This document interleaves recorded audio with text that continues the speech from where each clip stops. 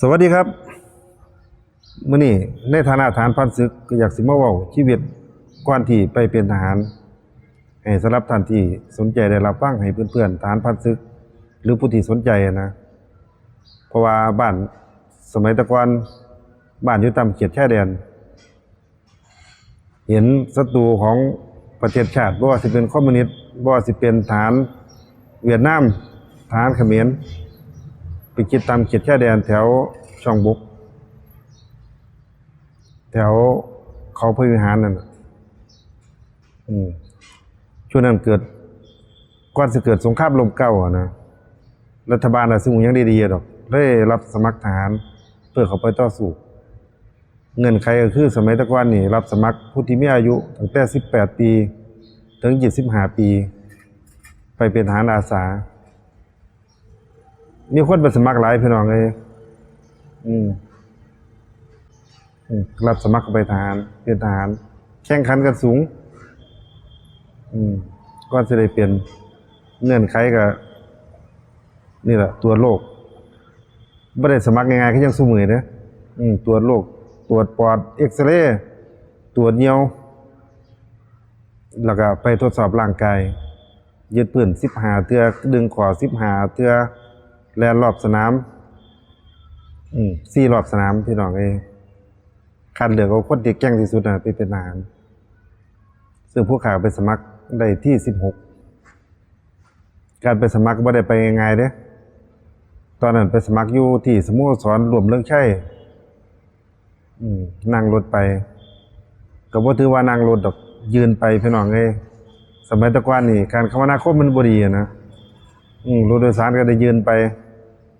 ยืนจากบ้านไป3 ทุ่มไปถึงโคราชประมาณสัก6 ทุ่มตี 1บ่มีรีสอร์ทแล้วพี่น้องเอ้ยโรงแรมก็บ่มีสมัยแตะก่อนนี่นั่งท่าจนแจ้งแล้วไปสมัครตรวจสอบหลักฐานสุดแล้วก็บ่ายก็ลงทดสอบร่างกายเมื่อยพี่น้องเอ้ยบ่ได้หลับไปนอนเบิดคืนทดสอบร่างกายแล้วก็มารอฟังผลรอฟังผลก็แต่ก่อนเขามีประกาศทางหนังสือพิมพ์นะแต่ก็บ่มั่นใจพอถึงมื้อประกาศผลก็นั่งรถไปเบิ่งคือเก่าเลยพี่น้องเอ้ยไปตรวจสอบหารายชื่อเจ้าของพอจะได้เราก็ไปรับใบรายงานตัวไปเป็นทหารนี่แหละว่าจะได้เป็นทหารบัดนี้การเป็นทหารอาสามันดีจังได๋มันไม่ดีทั้ง2ทางพี่น้องเอ้ยหนึ่งก็คือทางของทางกองทัพสิได้เลือกคนเด็กหนุ่ม5 ปีที่อยู่ในกองทัพนั่นถ้ามันเฮ็ดความดีถ้าวินัยมันดีก็รับได้แล้วก็ช่วง5 ปีถ้าไผบ่มักมันบ่แม่นชีวิตเจ้าของก็ลาออกมาอันนี้มันวินทั้ง2ฝ่ายหั่นนะถ้าบ่มักก็ออกถ้ามักก็มีทางเป็นต่อได้แต่ผู้ข้าก็มักอยู่แต่ไปต่อบ่ได้พี่น้องเอ้ยเพราะว่าหลังจากที่เข้าไปแล้วคนที่ไปต่อได้ก็คือพวกที่จบม.6 ช่วงนั้นเจ้าของอายุ18 ปีเรียนอยู่ม.5 แล้วการเป็นทหารสมัยแตะก่อนนี่ตันพี่น้องเอ้ยไปเรียนต่อบ่ได้กศนก็สิเริ่มมีแล้วแต่ว่าจักเขาสอนอยู่หม้องใดนะก็เลยตันแล้วก็เลยลา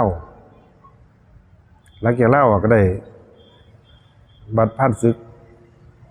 เป็นทหารอยู่3 ปีนอนเฝ้าสนามอยู่18 เดือน ปีครึ่งพี่น้องนอนเฝ้าป่าอยู่หั่นแถวช่องบกนั่นก็ได้ใบสั้น3ออกมาก็ภูมิอกภูมิใจพี่น้องบาดนี้ไปประกอบอาชีพทำมาหากินตามปกติคือคนทั่วๆไปน่ะเพราะอะไรถึงปี40ภาวะเศรษฐกิจมันบ่ดีกลับมาบ้านกับองค์การทหารผ่านศึกก็อยู่ใกล้ๆกันนะ ไปอ่านในกฎระเบียบอยู่ว่าก็มีเงินช่วยเหลือปีละ400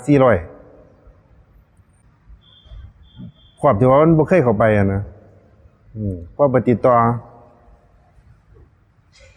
ขอเงินจาก400บ้างลูกอ้างเมียก็น่าว่า พอเขาไปแล้วเขาว่าคุณเด้อขันอยากได้ไปเอายุ่งเทียบคุณว่าซั่นว่า นี่ล่ะสาเหตุที่บ่ได้เข้าไปในองค์การอีกเลยนะจนถึงขนาดยุคโซเชียล ก็ได้ฮู้ได้เห็นได้รับข่าวทหารผ่านศึกสั้น3นี่สามารถลดน้ำค่าน้ำค่าไฟได้ว่าซั่นว่าก็สิเริ่มไปติดต่อนั่นล่ะสาเหตุที่บ่ได้เข้าไปในองค์การทหารผ่านศึกครอบคำเดียวเลยพี่น้องเอ้ยคันอยากได้ไปเอายุ่งเทียบเด้อว่าซั่นว่า เออก็เลยบ่ได้เข้าไปมาได้เว้าถึง การสู้รบคู่มือนี่ก็ขอเป็นกำลังใจให้กับน้องๆทหารที่เขาไปสู้รบอยู่ในชายแดนเมื่อท่านจบภารกิจออกมาก็แสดงว่าเป็นทหารผ่านศึกนำกันอยู่ตอนนี้สังคมเขาฮู้อยู่ เขาเห็นอยู่ทหารแต่ว่าจักหน่อยนี่ล่ะเหตุการณ์ผ่านไปสังคมบ่สิลืมว่ามีทหารผ่านศึกลืมว่ายังมีคนต้องการความช่วยเหลือโดยเฉพาะทหารผ่านศึกที่อายุหลายแล้วไปขอเงินพดุงเกียรติเพื่อเกียรติยศเจ้าของนั่นน่ะไปขอแล้วก็บ่มีใครสนใจหรอกพี่น้องเอ้ยมันก็เห็นพี่น้องเอ้ยในฐานะที่เขาเป็นทหารผ่านศึกโดยเฉพาะทหารผ่านศึกคือจังผู้ข้านี่ทหารผ่านศึกห่างไกลข้อมูลก็ได้แต่แนมเบิ่งพี่น้องเอ้ยมันบ่ได้เข้าไปใกล้มันเกิดจากหยังมันก็ต้องมีสาเหตุแหละพี่น้องเอ้ยเพราะว่าบ่ได้โทษองค์การดอกเพราะเพิ่นมีการบริหารกันมาแบบนี้นะบริหารกันมาแบบที่30ปียังไดก็จังซั่นน่ะบ่มีการพัฒนาขึ้นการพัฒนาให้ทหารมีเกียรติมีศักดิ์ศรีก็น่าเห็นใจผู้นำเพิ่นสิพยายามรวบรวมฐานผ่านศึกให้มีพลังให้เกรียงไกรแต่ว่าผู้ขาแนมเข้าไปแล้วในองค์การแสดงพลังของฐานผ่านศึกที่เป็นองค์การใหญ่มีฐานผ่านศึกกว่า 700,000 คนเวลาเพิ่นเว้าถึงงบประมาณน่ะนะฐานผ่านศึกเราดูแลทหารผ่านศึกกว่า 700,000 คนว่าซั่นว่ารวมทั้งญาติครอบครัวทหารผ่านศึกประมาณ3ล้านคนว่าซั่นว่าอันนี้คือคำเว้าแต่ว่าองค์การใหญ่ขนาดนี้เวลาเฮาสิไปแสดงพลังระดับประเทศรวมได้บ่ถึง 1% พี่น้องเอ้ย1% ของ 700,000 ก็คือ 7,000 คนแล้วก็อยากสิให้ข้อคิดว่ามันเป็นจังได๋สิเด้องค์การใหญ่การสิรวมพลังนี่มันต้องเกรียงไกรกว่านี้นะทหารผ่านศึกมีทุกอำเภอทุกตำบล 700,000 คนเนี่ยบ่น้อยๆพี่น้องเอ้ยจัดตั้งองค์การนี่มันได้ส่ำนี้ที่ซั่นเด้ในความคิดของทหารห่างไกลข้อมูลคือจังผู้ข้านะเพราะว่า การจัดตั้งมันพร้อมอยู่แล้วนะแต่เป็นหยังค่อยรวบรวมฐานผ่านศึกบ่ได้ฐานผ่านศึกให้มีส่วนร่วมในประเทศบ่ได้ก็เสียตั้งแต่กลุ่มเดิมๆนั่นที่เขาไปนะแต่ว่าหน้าใหม่ๆนี่แต่ผู้ข้าบ่ได้ว่าอันนี้เด้ก็ยินดีนำที่ผู้ที่มีโอกาสได้เข้าไปนะแต่ว่าในฐานะของทหารผ่านศึกเฮาก็อยากถามองค์การคือกันซะเด้ว่าเฮ็ดได้ส่ำนี้ติการรวบรวมฐานผ่านศึกให้เป็นอันหนึ่งอันเดียวกันมันเฮ็ดได้หลายอย่างพี่น้องเอ้ยคือจังระดับอำเภอเนี่ยเฮ็ดได้ศัสดีก็มีเวลาเฮ็ดระเบียบฐานกองเกินฐานกองหนุนฐานผ่านศึกก็น่าสิเข้าไปร่วมในหันได้เวลาสื่อสารเวลาหยังกันก็ประสานงานกันหมู่หันโลดเวลาสิแสดงพลังก็เฮ็ดให้มันเต็มที่นะบ่จะเป็นต้องเฮ็ดส่วนกลางเฮ็ดระดับอำเภอก็ได้ระดับจังหวัดก็ได้ในความคิดของผู้ข้าเนาะก็อยากสิเสนอแนะให้กับองค์การซะเด้อยากมาเว้าให้สำหรับฐานผ่านศึกโดยเฉพาะฐานผ่านศึกห่างไกลข้อมูลคือจังผู้ข้านะได้รับฟัง เพราะว่าการบริหารองค์การทหารผ่านศึกนี่คือทหารผ่านศึกอีหลีนี่มีส่วนร่วมน้อยคักน้อยหลายอะนะโดยเฉพาะเฮามีความคิดอย่างนี้บ่สามารถสิเสนอได้เลยนะนอกจากมาเว้ามาคุยกันจังซี่ ก็บ่ว่าอยากสิไปแสดงอีหยังล่ะแสดงว่าเจ้าของอวดเจ้าของเก่งดอกแต่ว่าอยากแสดงความคิดเห็นนั่นนะว่าทหารผ่านศึกองค์การใหญ่ได้งบมาบ่ทันไปเฮ็ดหยังก็ได้นะเอามาสร้างสรรค์องค์การให้มันเกรียงไกรเบิ่งแล้วมันก็700,000 คนร่วมกันทีหนึงได้ทีละแสนนี่ก็ถือว่าเก่งแล้วนะหรือได้เอา 1% จาก 7,000 0.5% เท่าไหร่ล่ะ 700,000 3,500 แต่ละเทื่อนี่เฮาเฮ็ดได้บ่มาสร้างสรรค์องค์การให้มันใหญ่อะนะการที่องค์การฐานผ่านศึกมาเพื่อช่วยเหลือฐานผ่านศึกมันก็ถูกต้องแต่ว่าการจัดสรรองค์การนี่มันบ่มีพลังในสายตาของผู้ข้าอันนี้บ่ได้มาตรวจเด้อันนี้มา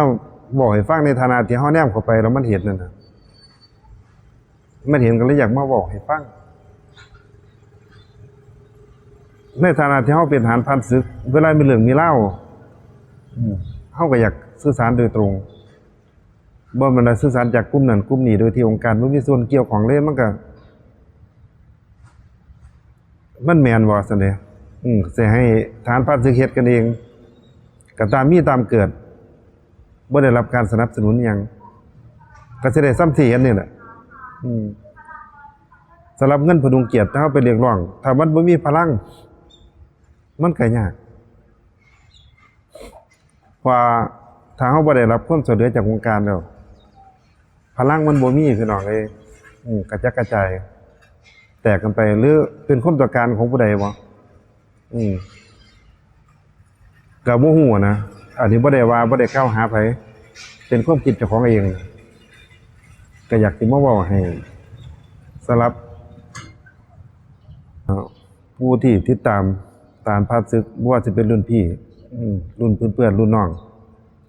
พวกข้าเป็นทหารผ่านศึกทหารปืนใหญ่ป6อุบลราชธานีน่ะก็อยากมีคำเสนอแนะว่าเฮ็ดจังได๋องค์การสิให้ทหารผ่านศึกสามารถที่สิมีเกียรติมีศักดิ์ศรีเกรียงไกรเป็นกลุ่มเบิดก้อนที่มีพลังได้บ่แม่นว่าให้ทหารผ่านศึกมาเฮ็ดเองตามมีตามเกิดมันก็สิได้ซ้ำนี้ซ้ำที่เฮาเห็นนี่แหละที่จริงฐานผ่านศึกมีหลาย 700,000 คนมันก็บ่น้อยๆนะพวกข้าก็มีความคิดเห็นประมาณนี้ล่ะเปรียบทรายกับเม็ดเดียวเลยพี่น้องไงไปมีความคิดเห็นก็แสดงใต้คอมเมนต์ผู้ข้าเป็นการเว้ากันคุยกันก็ขอขอบคุณสำหรับท่านที่เข้ามารับฟังนะครับก็ขอขอบคุณสำหรับท่านที่เข้ามา Subscribe กดไลค์กดแชร์กับผู้ข้าก็ขอแบบนี้แหละพี่น้องเอ้ยหาอยู่หากินสำหรับมื้อนี้เข้าไว้แค่นี้นะครับสวัสดีครับ